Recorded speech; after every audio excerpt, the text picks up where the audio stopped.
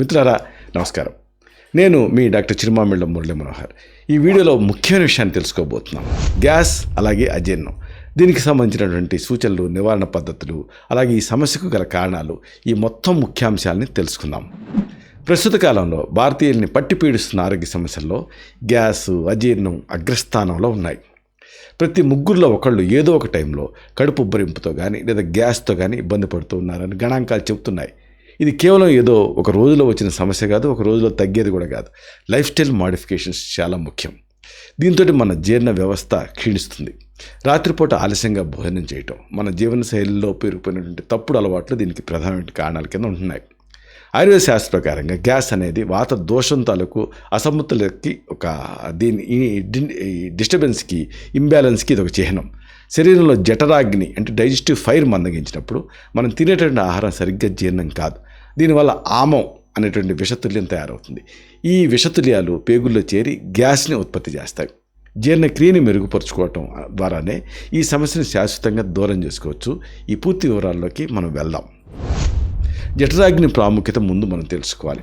మన పొట్టలో ఉండేటటువంటి జఠరాగ్ని అనేది జీర్ణక్రియకి ప్రధానమైనటువంటి మూలం.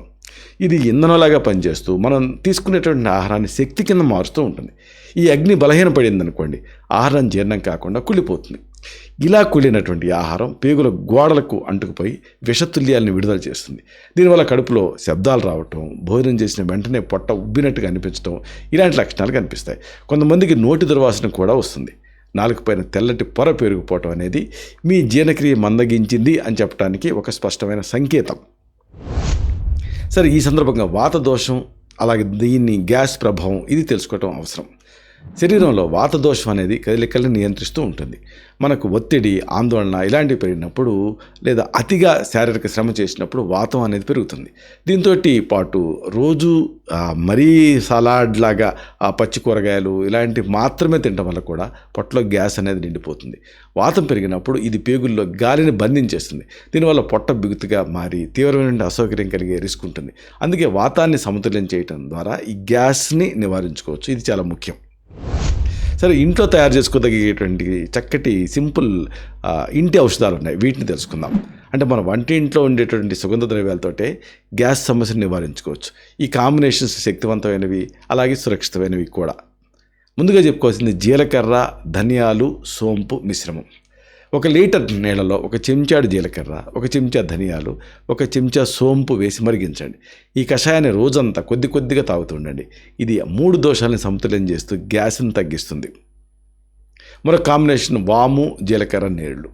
కడుపు ఉబ్బరింపు ఎక్కువగా ఉన్న సందర్భాలలో వాము, జీలకర్ర కలిపి మరిగించిన నీళ్లు అద్భుతంగా పనిచేస్తాయి.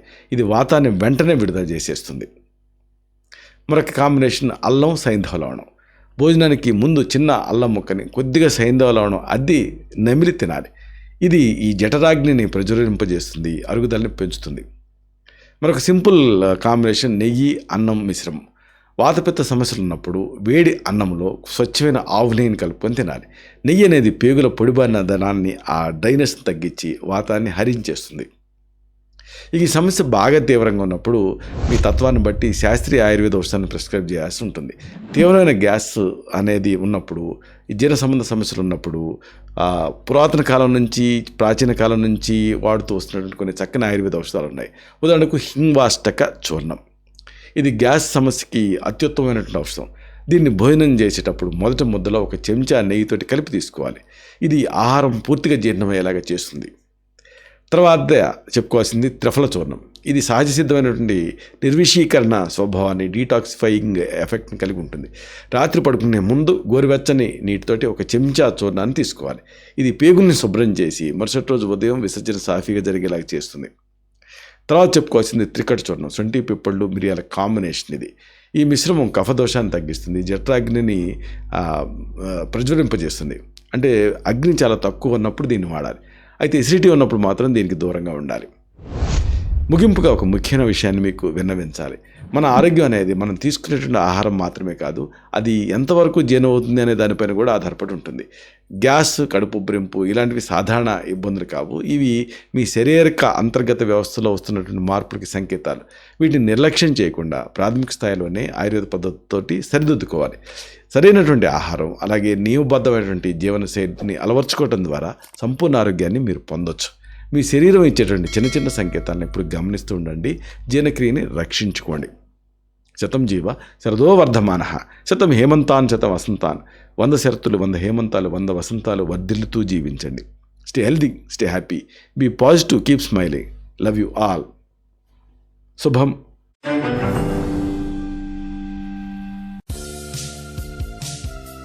Doctor Chirumamilla Murali Manohar, MD Ayurveda, Raksha Ayurvedalaya, plot number 13, Rammurthy Nagar, CBCID colony, Hyder Nagar, Hyderabad 5,85,000, Telangana state, India.